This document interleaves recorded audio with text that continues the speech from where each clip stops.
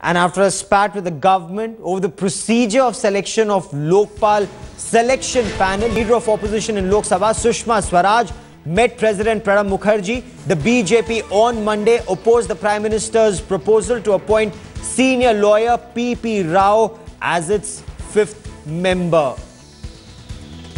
Headlines today's Aditi Ananth Narayanan joins me for more on this. Aditi, Sushma Swaraj had insisted P.P. Rao is someone who's seen as a Congress party loyalist. Now the ball is in President's court. What is Sushma Swaraj's plea here? Absolutely, Gaurav. In fact, the BJP, Sushma Swaraj had made it clear, even in the meeting that took place at 7 RCR the other day, that she did not, she was not agreeing on the name of P.P. Rao. In fact, the Prime Minister went ahead with a 3-0 majority, after which Sushma Swaraj had said that the final call anyways will be taken by the President. She had sought for it from the President yesterday, Gaurav, and today is the time when she's gone to meet the President. In fact, she has been pressing on the Prime Minister and the other members as well that the political confrontation should not take place at the very first step of the Lokpal.